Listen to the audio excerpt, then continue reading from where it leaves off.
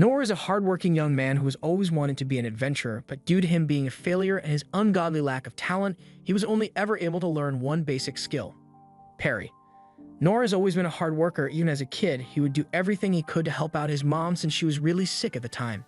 After handing her a cup of water, Noor needs to go feed the goats for the day, so he's going to take them up to the hills, but before he goes, his mom reminds him that he shouldn't go past the rocks that have been laid out, and Noor promises to be careful. He says he will also get some wild rabbits and nuts for dinner, and his mom is happy to have such a good kid, but she knows she isn't going to last much longer, so she calls Noor back to her, and while wiping the dirt from his face, she apologizes for not being able to do anything for him as his mother, but she asks Noor to please live life the way he wants to after she's gone. That night, Noor was making dinner, but as he goes to give his mom some soup, to his horror finds that she has passed on.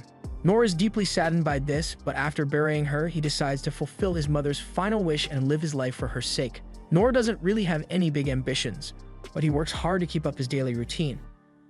Although it has gotten a lot more lonely in the house. Late at night, Noor is searching the top of his shelf when he accidentally falls over and grabs an old book.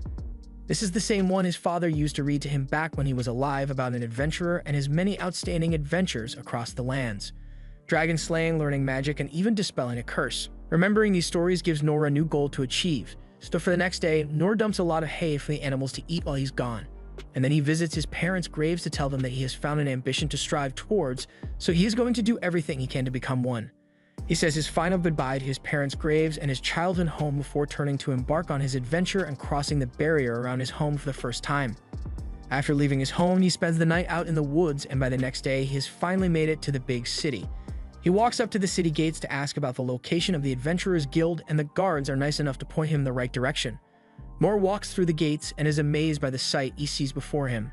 This is more people than he has ever seen in his entire life, and they are all living in the same place. While walking through the streets, Noor bumps into an adventurer, and his eyes instantly light up even more as he remembers why he came here to begin with. Noor eventually arrives at the Adventurers Guild, and he is ready to make his dream come true. But the only thing standing in his way is the buff receptionist, who tells him that he is too young to become an adventurer and should just head home before his parents get worried.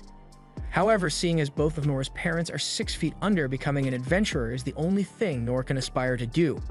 The receptionist now understands Noor's situation a bit better, so he goes up to him and says Noor can become an adventurer. Most new adventurers aren't as young as him, but if he really wants to do it, he's not going to stop him. However, the receptionist has one condition. Noor must first go to a training school so that he can acquire some useful skills. It doesn't matter if it's swordsmanship, magic, or archery. Noor just needs to learn a useful skill. Noor is happy that he is being given a chance, so he immediately heads over to the training school to begin learning. As he arrives at the gate, he decides that he will learn swordsmanship, since the story from his adventurer book said the adventurer used a sword to slay a dragon in a single swing. Noor begins his training arc, but as he is practicing, a random background character unlocks his hidden potential. Noor sees this and is just motivated to work even harder, but by the time a few months have passed, all the other background characters have unlocked their abilities, and Noor is the only one who can't get anything special to happen. Eventually, the instructor tells Noor that he should stop, but Noor pleads with him for a little more time to practice. However, the instructor tells him that no amount of time is going to get him a sword skill. It has been months of training, and while it's unfortunate, if Noor hasn't gotten a skill by now, then he will likely never get one, so he should stop wasting his time. The only thing he has managed to learn this entire time is how to parry attacks, so the instructor advised Noor to choose a different profession since his talent may lie elsewhere. Noor is disappointed that he can't become a swordsman, but he takes his instructor's advice and goes to a different training school to learn how to become a warrior. But after several months of grueling training, all Noor has been able to accomplish is achieving a slightly better physique than before. The instructor can't let him continue training any further in this profession, otherwise it could become dangerous to his health. Noor still doesn't give up yet and tries becoming a hunter instead, but even that doesn't work as he destroys all the bows he tries to handle. Noor keeps trying various different professions, but no matter what he tries, he is only ever able to learn the weakest skills and is ultimately faced with the reality that he has no talents whatsoever.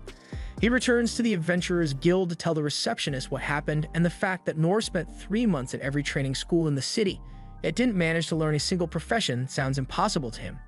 However, while he feels bad for Noor, he can't let Noor become an adventurer when he doesn't have the skills necessary to survive as one. Noor returns home, having failed to achieve what he set out to do, but even though he knows that he has no talent for adventuring, he is still determined to overcome that by training even harder than before. He carves a practice sword out of wood so that he can begin his new training routine, and while he didn't manage to learn anything professions, he did learn a sword skill at the beginning, so he's going to keep training that skill in hopes that he may eventually unlock a new skill.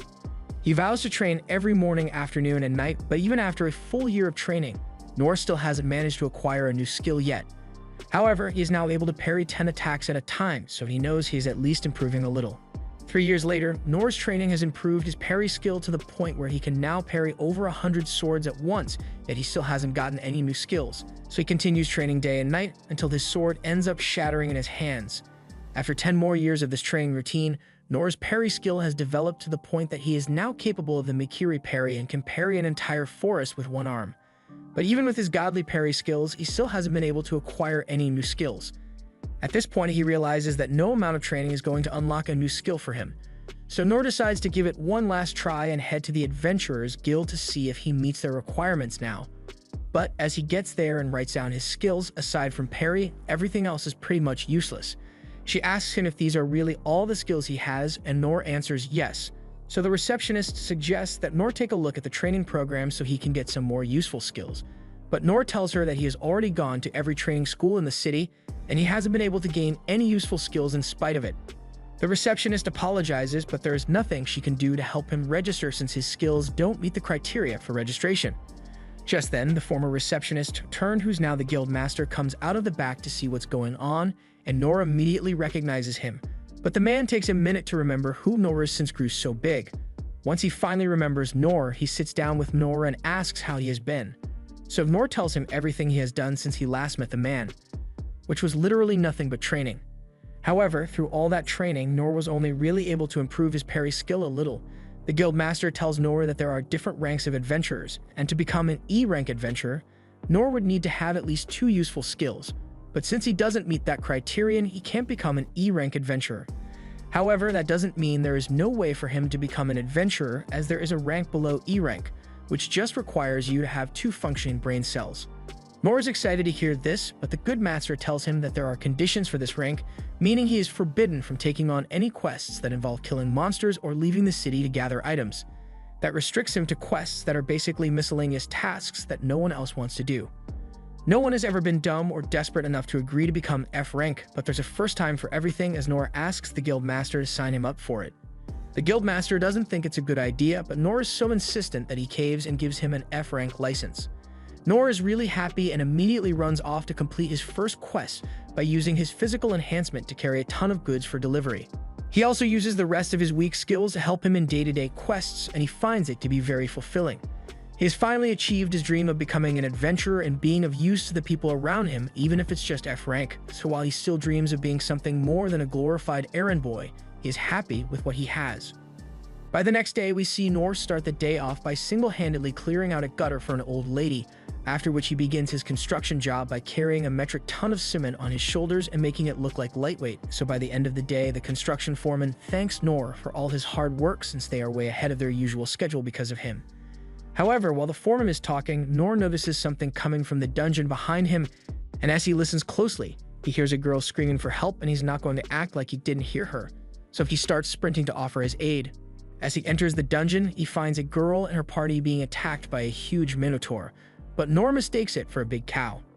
He's never seen a cow this big up close, so Nor is stunned as the minotaur begins closing in on the girl and her party.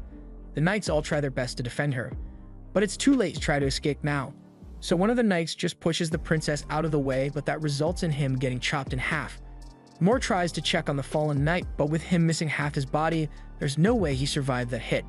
The minotaur continues slaughtering all the knights until the only one left alive is the girl, and she is currently unable to move, so if Nor doesn't do something soon, she will die as well. He picks up a sword and grabs a rock to throw at the minotaur. This gets its attention, so the minotaur charges at him, and as it tries to stab Nor with its horns, Nor performs a perfect parry and sends it flying into a random building in the dungeon.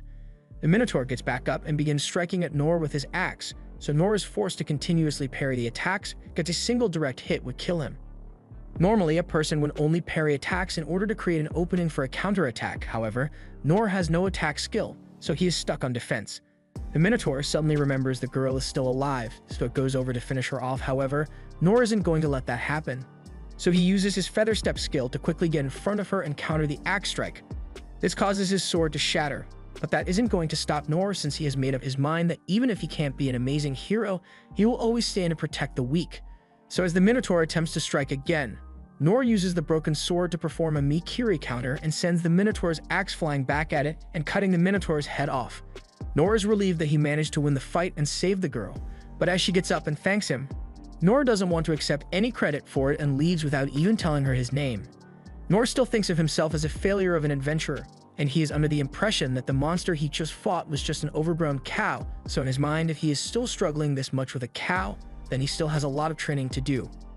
A while later, a cleanup crew is brought in to move the Minotaur, along with all the people who died fighting it, and Princess Lindbergh feels personally responsible for all their deaths. Just then, her knight Inz rushes up to her and apologizes for not accompanying her when she came out to the dungeon, since it is her job to protect Lyn, but Lyn tells her it's not her fault. This was just meant to be a basic trial for the right to succeed the throne, so it wouldn't have made sense to force her knight to accompany her.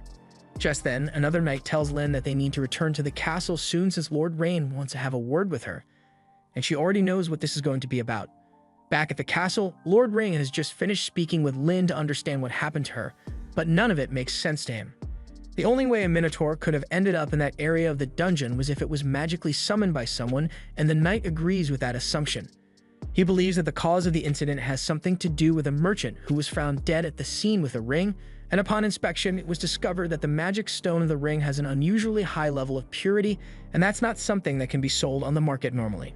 A Minotaur is a threat A-level demon, so no random rich guy could buy something that could control one, and the crest on the ring indicates that it originated from the magical empire of Doritos, so Rain believes they were behind this since they've always had beef with him. But even then, the fact that they blatantly attempted to assassinate Lyn and didn't even bother to get rid of the evidence, it must mean they are trying to bait Rain into starting a war, also they can gain control of the dungeon. That aside, Rain also has to think about the guy who saved Lyn, since according to the reports, he was able to defeat the Minotaur in seconds with nothing but a broken sword, and on top of that, the castle spies tried to follow him as he was leaving, but he literally vanished before their eyes. Rain can't believe what he's hearing, so he is really interested in figuring out who this mysterious warrior is. Meanwhile, Nor has just returned to the guild, and the guild master is surprised that he is still alive. He heard about a demon appearing in the dungeon, and it was right next to the construction site Nor was working on, so he thought Nor might have gotten himself killed. Nor apologizes for worrying him and explains that he was being followed by some shady people last night, so he had to shake them off and went home without reporting what happened. The guildmaster says Nor is lucky to be alive since a Minotaur is a demon that is so strong that even an A-rank adventurer would instantly die if they had to face it. Nor still doesn't realize that the guildmaster is talking about the same cow he killed, so he asks what happened to this demon, and the guildmaster tells him it was taken out by some mysterious man. Nor remains oblivious to the fact that he is the mysterious man in question, so he just carries in with a report for the jobs he completed today.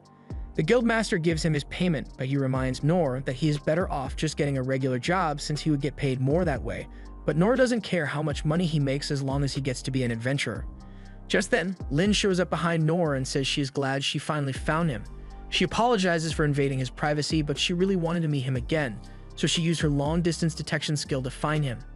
Nor assumes she must be a thief-class adventurer if she has a detection skill, but Lyn says she's actually a magician. She just has skills in all the different classes, even if they are only basic.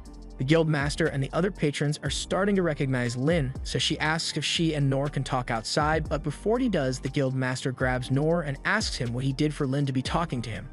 Nor says he hasn't done anything illegal, meaning he shouldn't be in trouble or anything, so the guildmaster tells him to go with Lyn and to make sure he doesn't do anything dumb. Outside, Lyn conceals herself and Nor with one of her skills so no one can see them, and once they are finally in a secluded spot, Lyn apologizes once more for barging in on Nor when a man with his power would probably be pretty busy. Nor says it's fine, so Lyn begins by thanking him once more for what he did, because not only did he save her life, but he also saved the lives of countless people in the nation. Nor doesn't think he deserves sick high praise since all he did was take down a cow. In fact, he is pretty sure Lyn could have handled it by herself if he hadn't shown up. No idea how he drew that conclusion when he saw several knights get murdered by this same cow, so Lyn tries to make him understand that she would have definitely died if he hadn't come to her rescue. Nor still doesn't think he did much to help her, but he accepts her thanks. However, as Lyn says she wants to offer him a reward to show her gratitude for him helping her out, Mort tells her that a thank you is all he needs, so she doesn't have to give him anything else. Lin insists on giving Nora a reward, and her father is also asked to meet Nora as well, but Nora seriously doesn't want a reward. Lin tries one more time to get him to accept, but Nora is very firm on his no reward policy. Lin is getting desperate and asks Nora if there is anything she can help him with, or even she could even get him a territory of his own, but Nora just says he doesn't want it. Lin starts crying and tells that Nora has to accept her gratitude, and she's not moving from this spot until Nora says he will accept something from her. Nora remembers a time when he used this same tantrum technique to get a cleric to train him, and since he doesn't want Lin to end up standing here for hours, he ends up agreeing to meet with her father, but he still doesn't want any extravagant gifts. Lin is happy to hear it, so she says Nora should follow close behind her so she can use her concealment skills to make sure no one spots them. Eventually, Nora is brought to Lin's house, and as he is led inside, Lin asks him for his name, which Nora is happy to provide, but Nora still doesn't know who Lin is, so she apologizes for being rude and immediately introduces herself as Lindbergh Clays, but that's a really long name, so she's usually called Lin. After seeing this house, Nora now realizes that Lin wasn't joking when she said her family was wealthy, so it makes sense why the guildmaster was worried about him making a fool of himself. As they are walking, they run into Ains, and Lin is happy to see her, so she runs up to her and asks where her father is. Ains tells her that her father is currently having a meeting with Rain, so he is a little busy now, but that aside, she wants to know who the man standing over there is.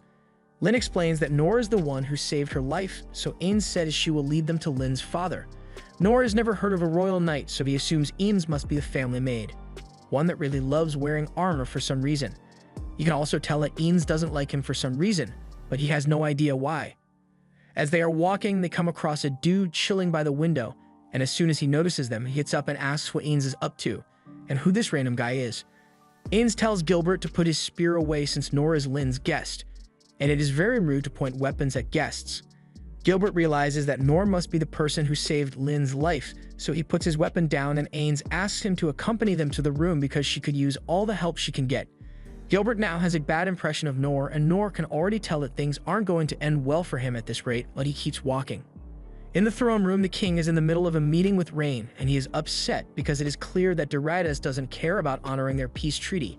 Rain has been expecting this ever since the last meeting with the king of Doritas, where he demanded that the rights to the dungeon be relinquished to him. The demand was obviously rejected, but ever since then, the king of Doritas has been plotting their downfall. Just then, Lin and the others arrive in the throne room, and Lin excitedly goes over to greet her brother and father. Ains and Gilbert kneel to show their respect for the king, but Nora keeps on walking. Rain notices that Lin is wearing the disguised cloak, meaning she must have gone outside without permission, but she says she had to because there was no other way for her to find the man that saved her. The king realizes that she must be referring to Nora, and Nora apologizes for coming here in such a messy state, but Lin wanted to come here as soon as possible. He also says he isn't an aristocrat or anything, so he isn't aware of the proper etiquette for situations like these, so he may accidentally say something rude, but the king tells him that he's fine with it since it is much easier to speak without having to worry about etiquette. The king extends his hand to Nora and formally thanks him for saving Lin's life. Nora says it's no big deal, so a simple thank you is enough for him, but the king says he can't let Nora go without giving him a decent reward, so he says Nora can ask for any amount of money or land he wants. However, Nora still doesn't want anything. The king is taken aback, but he still raises the reward by offering Nora half of all the treasures they have acquired from the dungeon.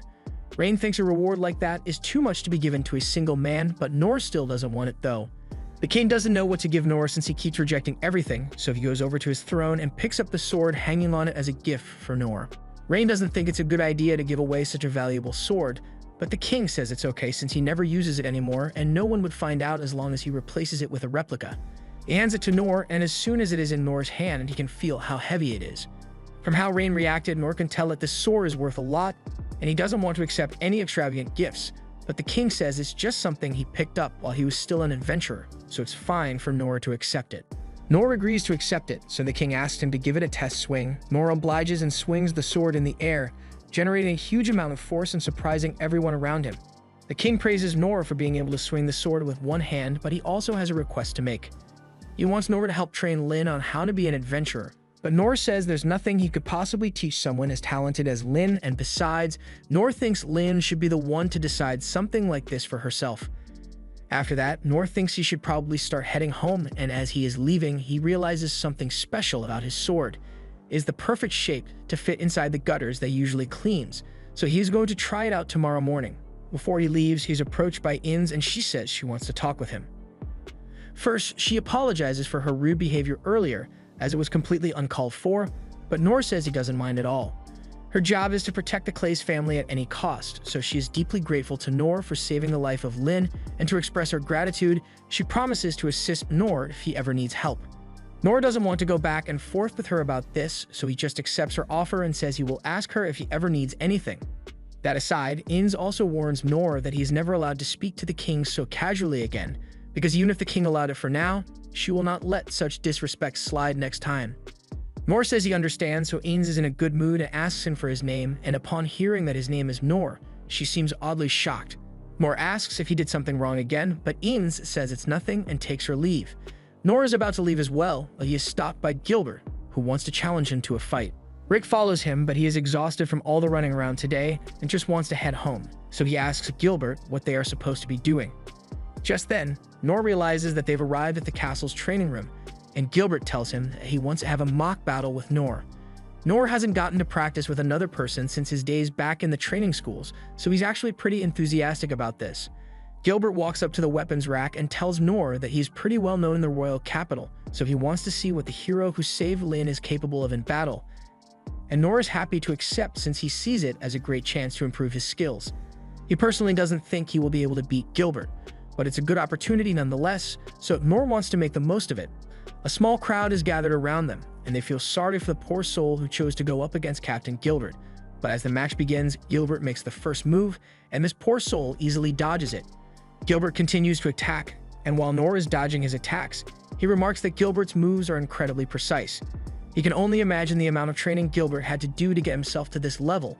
There's one thing he can't understand. If Gilbert is such a skilled adventurer, then why are his attacks so slow? Noor has never practiced with another person before, so he assumes that Gilbert must be moving slow intentionally since Noor is a novice adventurer. Noor calls for a timeout and tells Gilbert that he doesn't have to go easy on him that much. And while Gilbert was indeed holding back a little, he agrees to take things up a notch, so he charges at Noor with full force. His attacks are much faster now, but Noor still finds it odd that Gilbert is leaving himself wide open for a counterattack. Noor thinks there's no way Gilbert can possibly be this defenseless against him, so he assumes that Gilbert must be luring him in for a trap. Meanwhile, Gilbert doesn't understand why he can't land a single hit on Noor with his spear, so he tries using one of his signature moves on Noor, but while Noor is surprised, he simply jumps into the air to evade it, and when Gilbert tries to strike him mid-air, he just sucks underneath the attack. None of these attacks have made Noor so much as break a sweat, so he tells Gilbert that it's fine if he speeds up even more since he's been going way too slow. Gilbert's pride is wounded by that statement, and Noor is finally starting to realize that all this solo training might have actually made him strong, but all of a sudden, Gilbert uses his ultimate skill in an attempt to at least land one hit on Noor. But once the dust has settled, Noor has vanished and appears by Gilbert's side, and to Gilbert's surprise, Noor says he gives up. After that, Noor heads home for the day, and he's glad he made it out of there before things hit bad. But back at the training hall, Gilbert's subordinates are busy trying to come up with reasons why Gilbert is definitely still stronger than Noor, even though his ultimate move didn't work. But deep down, Gilbert knows that he lost in every way imaginable. He had had a talent for the spear ever since the first day he picked one up, so there was no one who could stand up to his power. The more he trained, the more powerful his techniques got, and the more strength he gained. But through it all, he felt nothing but boredom since he never found a worthy opponent for himself. He went around the kingdom in search of strong opponents, but after he has already defeated every warrior in this particular village, the village chief apologizes and says there was no one here to match his strength. The chief goes on to tell him that there are rumors going around about the relations between the kingdom and a foreign country collapsing, so they are calling for strong troops to prepare for the likelihood of war. So if Gilbert is lucky, he might end up meeting someone who can give him the challenge that he has been so desperately looking for. Well, Gilbert returned to the capital, and no single troop member was capable of standing up to him, and demon slaying was no longer a fun endeavor for him either, no matter how big the demon was. He was sick of being surrounded by weaklings. One day, while he was relaxing under a tree, his instructor walks up to him and asks why he looks so glum when he has just been crowned the Spear Sovereign. Even with a fancy title, Gilbert is still as bored as ever since he's surrounded by total weaklings. His instructor brings up that Inz is a strong person, and while Gilbert agrees that she is strong, it's more of a different kind of strength. So whenever they have mock battles, Gilbert always ends up being the definitive victor. He thinks things would be a lot more interesting if there were more competent people around like his instructor. And he knows his instructor must be bored as well, especially since he has to train a bunch of rookie adventurers who don't even measure up to the power in his pinky finger. The instructor admits that it is a bit boring, but he is tasked with defending the kingdom, and no matter how strong he is, he can't win an entire war by himself. Besides, he's sure that someday an adventurer will show up that surpasses him in strength. When Gilbert heard about a man who managed to defeat a minotaur by himself, he wanted to meet him personally, but Nor makes no sense at all. He showed no interest in the most lavish gifts the king had to offer, and he was so casual with the king that Gilbert had to respect him for it. While fighting Nor, Gilbert couldn't sense the power necessary to defeat a minotaur, but that doesn't change the fact that Nor was able to dodge all of his moves. Even when he busted out his supersonic spear strike, it still did nothing against Nor, while it would have been a guaranteed death sentence to any other person. On top of that, Nor forfeited the match out of nowhere. Gilbert assumes Nor did it out of courtesy since he didn't want to embarrass him in front of his subordinates. As Nor was leaving, Gilbert noticed a bunch of cracks in the floor, and he has no idea how they got here or what Nor did to cause them. But what he does know is that Nor was able to dodge his ultimate attack while he was at full power, so he has finally found truly worth opponent he has been searching for. As Nor walks home, he thinks about how foolish he was to think that he was strong. When Gilbert used his ultimate attack, even after Nor used his physical enhancement and feather step abilities, he was only able to barely evade the strike, and Gilbert must have been holding back just enough to prove a point since there's no way he would actually use a lethal move in a mock battle. He feels thankful to Gilbert for reminding him that he is still weak, so he is going to train even harder from now on. The next morning, Nor is busy with his usual gutter cleaning job, and he is using the legendary sword to do it. He is shocked at how well the sword works for this, since the gutters have never been so clean before, and thanks to the sword's durability, it hasn't gotten even slightly scratched after all Nor has done with it. However, once he's done with his gutter cleaning, he is left with nothing to do since his construction job got put on hold because of the incident in the dungeon.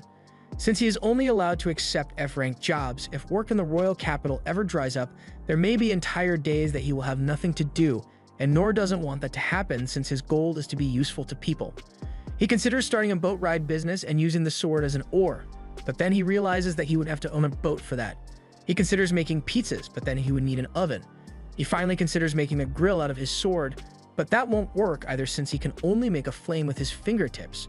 Just then, Nor hears some rustling in the bushes, so he turns around and finds Lin standing there. She apologizes for showing up like this, but she couldn't find him at the guild, so she asked the guild master where Nor would be.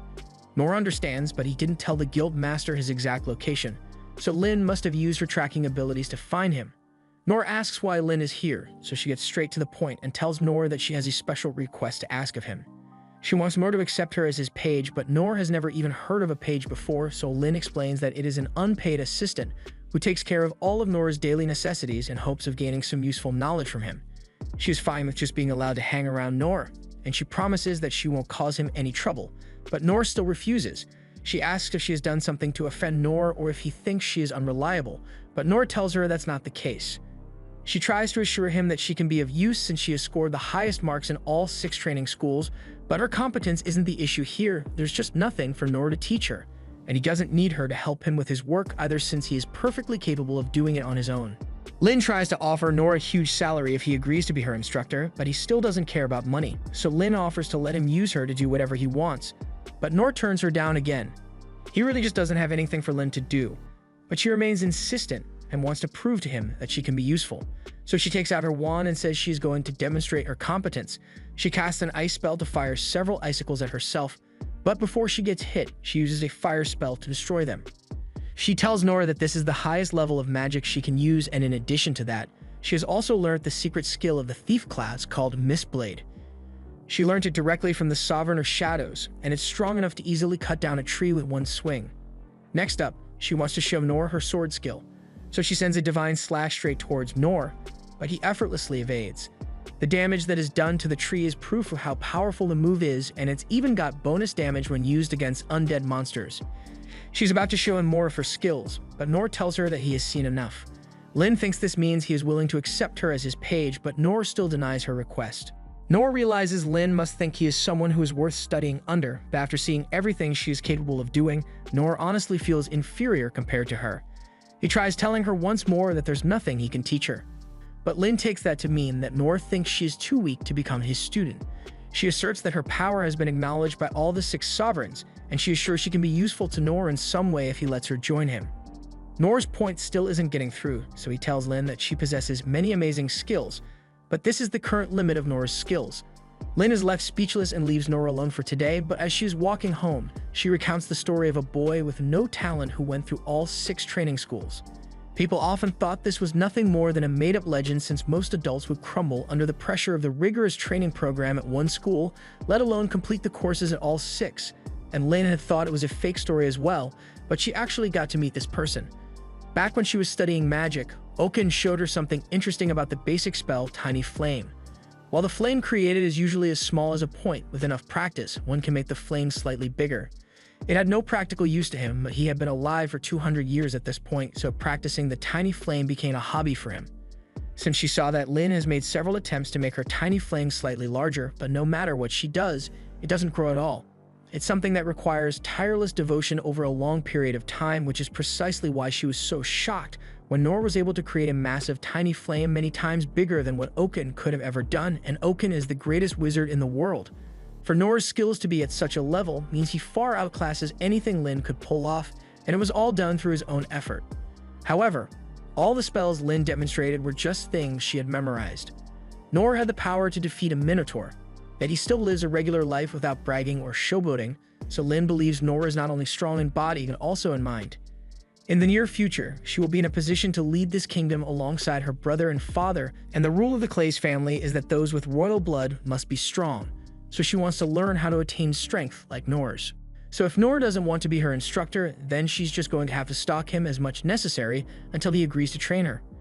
Meanwhile, back at the mansion, the prince is trying to complaining to himself because he doesn't understand why his father would gift the Black Blade to a random man of unknown lineage.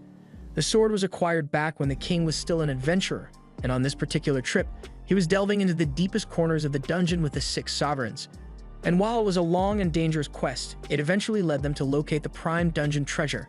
The blade is made of an unknown material that is stronger than anything the kingdom has ever seen, so regardless of the skills and powers that were used to test it, there wasn't even a single scratch on it, so the sword was dubbed an indestructible sword. The biggest question they had about it was how a weapon that's so resilient managed to end up in such bad shape, but those answers will never be found now that the king has given up the sword. But then again, the prince can understand the king's motives since the state of unrest within the kingdom has only gotten worse in recent months, so it is possible that the king is counting on Nora to bring some amount of change. At that same moment, Nora and Lin are out by a food stand, and Nora asks her if it is alright for her to be casually hanging out with him. But she says it's fine since she's acting as an adventurer right now, so she's free to do whatever she wants. In that case, Nora tells her that he was planning on heading to the guild after they've eaten, but he's still not comfortable with the student-slash-stalker relationship he has with Lin. He doesn't think he is someone worthy of being called a teacher, but Lin is following him everywhere. He goes like it's perfectly normal. Nora thinks if he takes on some of his usual errand quests from the guild, then sooner or later Lin should come to understand that Nora is just a regular dude and lose interest, but with how excited she looks to be following him, that doesn't seem likely. After lunch, Nora and Lin head to the guild, but the guildmaster is confused to see Nora casually hanging out with the princess, so he asks Nora what's going on. Lin reminds the guildmaster that while she is here, she's just an adventurer, so he shouldn't call her a princess. Guildmaster apologizes, but now he is even more confused than before, so he asks Nora about it.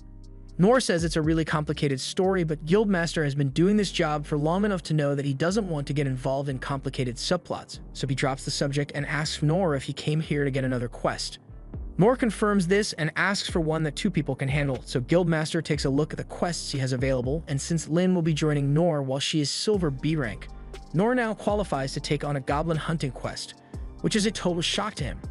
Goblin quests are a staple for new adventurers to test their skills, so he is really excited to be allowed to take on such a quest. Guildmaster says that normally Lin would be able to take this quest, or something higher level alone, but since Nora is F rank, this is the best they are allowed to have. Nora is happy to finally be getting a quest that isn't just labor, but he also feels kind of bad since this means he will be taking advantage of Lin's adventurer rank for his own personal gain. And up till now, he has been trying to get Lin to leave him alone, so he doesn't think he deserves to rely on her now. He asks Lin if she's okay with this, since Nora would be using her rank to accept this job, but Lin says it's fine since she is just happy to help in any way she can. Nora's glad to hear she's alright with it, even if he still has reservations about relying on a child, but since it's for the sake of one of his dreams, he is willing to go along with it and picks up his sword to head out. However, Guildmaster hasn't given Nora any information about the quest yet, so Nor has to come back in and ask where exactly he is supposed to be going. After finally approving the quest, Guildmaster points to a map and tells Nor that he and Lyn are meant to head to this area, and they are only allowed to report monsters that they actually caught. The location is known as the Forest of Beasts, and as per guild rules, they need to bring back the right ears of the goblins they slay in order to get compensated. But then again, there have been reports that goblin populations have been dwindling, so in the event they don't manage to find any goblins, they're allowed to bring back some medicinal herbs or something instead. With that settled, Nor and Lyn head to the gatekeepers where their information needs to be reviewed, and after everything is verified, they are both allowed to leave on their quest. A while later, they've arrived in the Forest of Beasts, and this is Nor's first time seeing such dense vegetation, and they are different from the trees he usually sees in the southern forest. While on the topic of things Nor has never seen before, he asks Lyn if she can tell him a bit about goblins, since he would like to know what they are like before he encounters one. Lyn understands and begins telling him about how goblins are monsters that usually hunt small animals and gather fruits for food, but they are also known to attack humans. If left unchecked, their population could easily grow out of control, which is why the guild gives quests like these to help keep the goblin population under control. But goblins are also a valuable part of the forest's ecosystem, so it is best not to hunt them to extinction. Nor is grateful for the information, and he is also impressed with how much knowledge Lyn has about adventuring, but this just means there really isn't anything for him to teach her. As they head deeper into the forest, Lyn uses her search ability to scan for any nearby goblins, but she doesn't find anything nearby. Under normal circumstances, they should have already encountered at least one goblin, but it seems like the rumors about dwindling goblin numbers are true after all.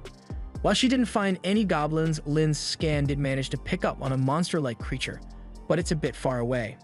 Since they don't have any other monsters to hunt, Nor agrees to go searching for this unknown monster. They start heading even deeper into the forest, and the further they go, the denser the trees get, giving the area an ominous vibe.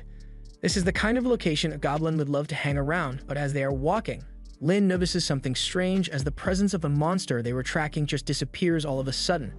They arrive at the location Lyn had previously sensed the monster, but as far as they can tell, there's nothing here. However, Nor notices a pair of dangling legs floating in the air, so Lyn casts an uncover spell, and it reveals a massive goblin in the middle of the woods. Nor asks what that thing is, and Lyn answers that she thinks it's a goblin, but she probably should have clarified that regular goblins don't have 10-pack abs, since now, Nor thinks all goblins are meant to be this big. The goblin picks up 2 trees to attack them with, and Lyn is absolutely freaking out, but Nor just thinks she's scared because she doesn't have much combat experience. However, the real reason she's freaking out is because that thing is a Goblin Emperor. A Goblin Emperor is a monster created when scientists lock a goblin in a gym with nothing but protein powder and steroids. And on top of already being ridiculously jacked, this one is capable of eating other goblins and ingesting their strength to grow stronger.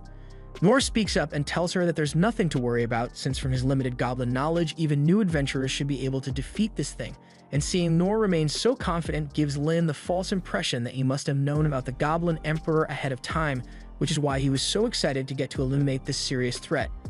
She now has even more respect for Nor than she already did, and since he seems confident in their ability to win this fight, she decides to show a little courage and stand alongside him to fight. The goblin charges towards them, so Nor gets in position and parries all its strikes. The goblin realizes that Nor is too skilled, so it attempts to sweep Nor into a corner to gain the advantage. However, Nor knows what it is trying to do, so he overpowers the goblin, and while it is stun-locked, he instructs Lyn to attack. She fires a wind spell, followed by an icicle barrage, but even with that, the goblin is moving too quickly for her to get a clean shot off on it.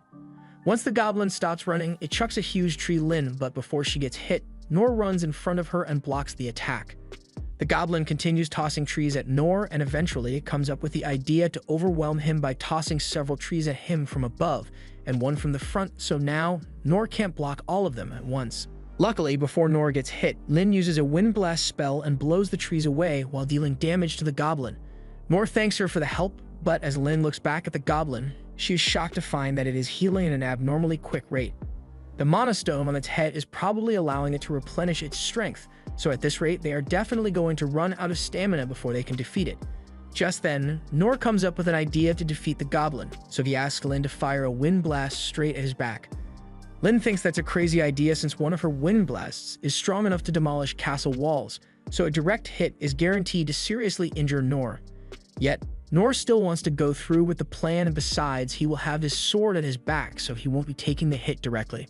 The only chance they have at winning is to be faster than the goblin, and this is the only plan they've got, so Lin agrees to help. As the goblin is preparing to attack once more, Lin fires a wind blast at Nor and sends him flying forward at incredible speeds. He blacks out for a second, but after regaining consciousness, he uses his physical enhancement to stabilize himself, feather step to evade the monster's tree tosses, and low heel to relieve the stress on his body. This allows him to get close enough to the goblin and strike it cleanly in the forehead, dislodging the Mana Stone. With the Mana Stone removed, it will now be a lot easier to kill the goblin, so Nor asks Lin to finish it off, but since it's in a lot of pain already, he asks her not to make it suffer. Lin agrees, but she then proceeds to burn the goblin to death, and I don't think that counts as a suffering-free death. Thankfully, they are done with their quest for today, but Nor says he's going to refrain from going on any more goblin-slaying quests, since he clearly isn't strong enough to handle mere goblins as he is now.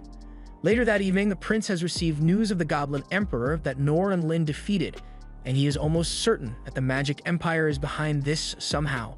But something that really concerns him is the purity of the Mana Stone that was implanted in the goblin's head. Something like this could only have come from the holy theocracy of Mithra, so they now have to worry about them as well.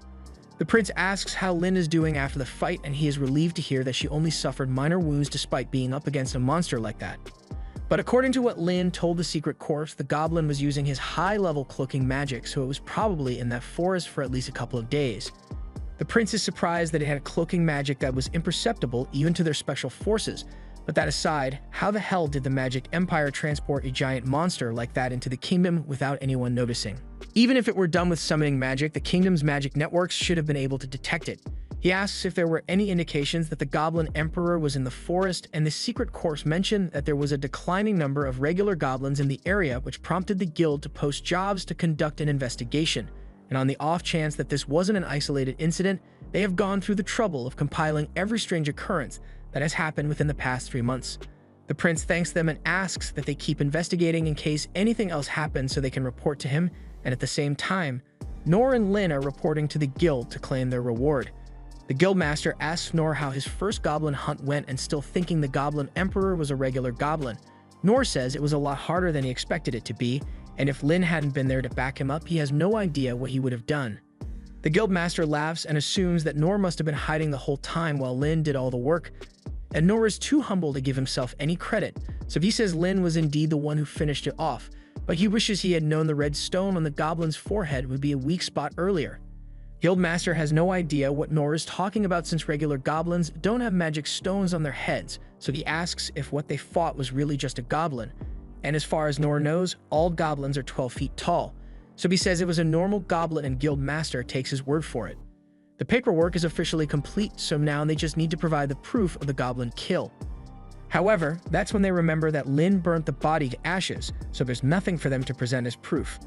Over in the castle, Prince Rain receives a compiled report of every strange occurrence that has recently occurred in the kingdom, and he is shocked to realize that a lot of these reports are similar to the incident that took place in the Forest of Beasts, meaning the enemy has already infiltrated the kingdom to a large degree.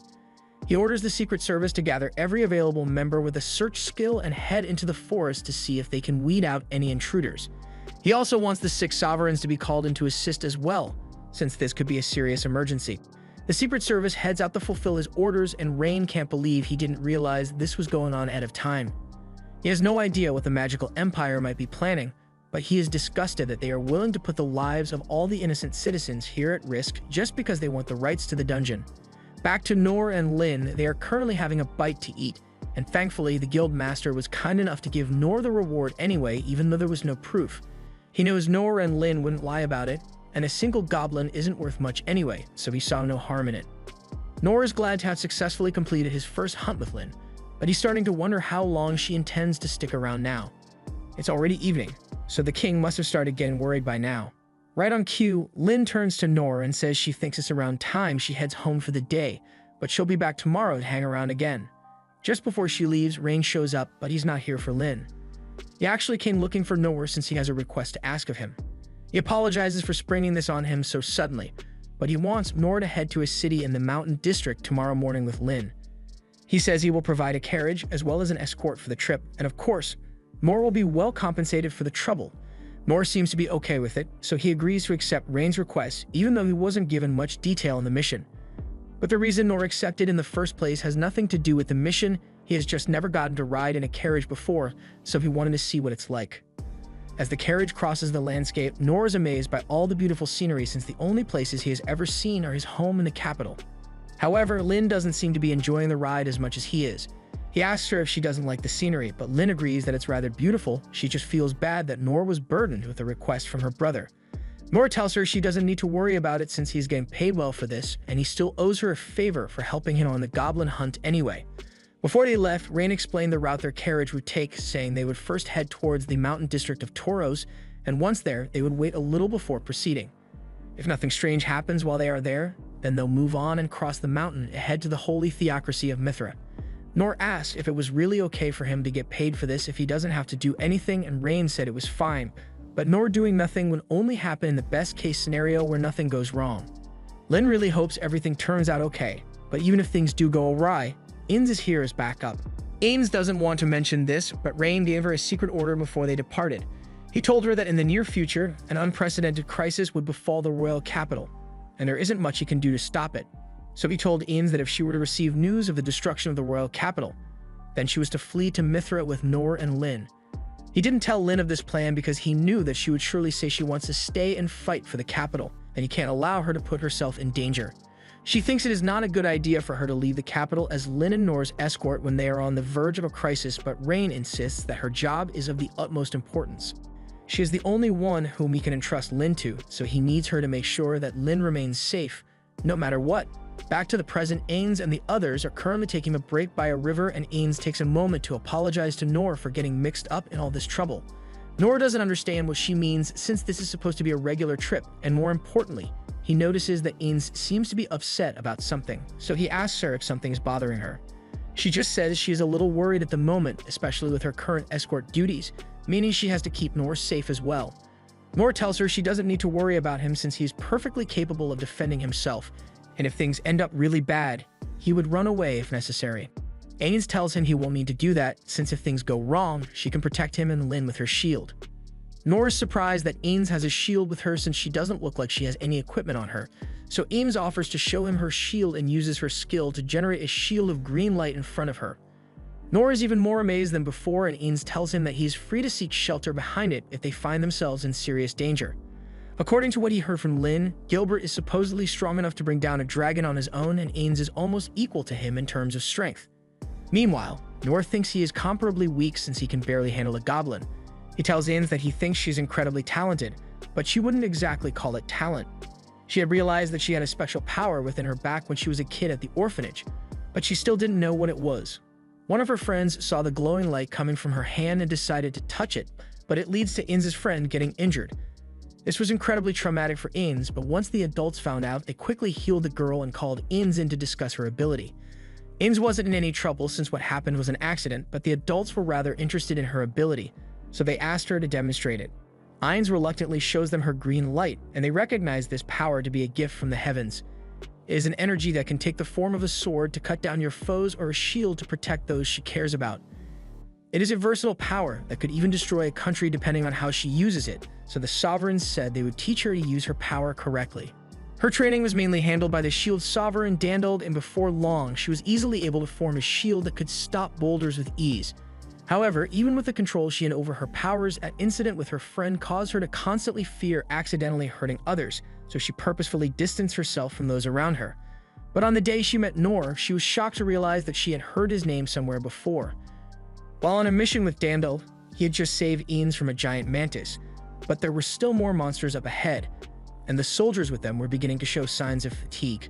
So Dandald mentioned how he wished someone like Noor was still around. Noor has earned the approval of her adoptive father before she could, so Ains developed a natural jealousy for this person named Noor, despite never having met him before at the time. That's why she was so hostile to Noor when she first met him, and she honestly still feels jealous, but she doesn't want to let her emotions get in the way of the mission since she has to defend Lin at all costs. As they continue to the fields, Noor notices a strange dead patch in the fields, and Lin immediately realizes that something is not right, so she casts an uncover spell and dispel the concealment magic to reveal a giant poisonous frog. Meanwhile, back at the capital, the situation has gotten pretty bad, just like Rain had predicted. Several monsters have been sighted all across the capital, and while the warrior courts are handling it, they don't have enough soldiers to deal with all the monsters. Rain orders for the swordsman troops to block off the road to halt the advancement of the monsters. And while that's done, he wants the Secret Service and the hunters to assist as much as possible. The king is still in disbelief that Doritas could be petty enough to cause this much destruction just because he didn't get what he wanted. And unfortunately, it doesn't look like Doritas will stop with just this either, so the king asks where the 6 sovereigns are. Rain tells him that all 6 of them have been dispatched to various locations due to exceptionally powerful monsters emerging, so they're a bit busy at the moment. With their forces spread out so thin like this, their chances of victory are dwindling by the minute, but at least Rain managed to get Lin to safety in time. Meanwhile, over with Lin and the others, after Lin had cast the Uncover spell, the little boy next to the monster gets attacked. Ain sees the monster and recognizes it as a black death dragon, but upon seeing the monster attack the little boy, Noor doesn't ask any questions and just leaps into action to defend him. As the monster was about to squish the boy, Noor appears in front of him and parries the strike. Meanwhile, Inz asks Lin if she noticed how the boy appeared at the same time as the monster, meaning he was being concealed by the spell as well. And that can only mean one thing. The boy must be Demon Kin. Lin remembers talking about Demon Kin with Rain once, and the summary is that Demon Kin are almost identical to humans, but they have the special ability to form mental bonds with monsters at will, so if anything, they are considered to be closer to monsters than humans and are seen as abominations by most people. There are records which state that Mithril was almost completely wiped out by Demon Kin 200 years ago, and because of this, Demon Kin were extensively hunted by humans until they were thought to have gone extinct. However, there are still some surviving Demon Kin in the world, and due to the course of history and their near extinction, they bear extreme hatred for humans. And since that boy is a Demon Kin, it means he led the monster here in an attempt to attack the capital with it. Ains can't believe Noor would help someone who is clearly an enemy, but whatever the case may be, Lin still thinks they should go help Noor. However, Ains pulls her back and says she won't allow her to help him because it's not safe. While Noor is parrying the attacks of the frog, he realizes that this thing is a lot weaker than the goblin he fought with Lin.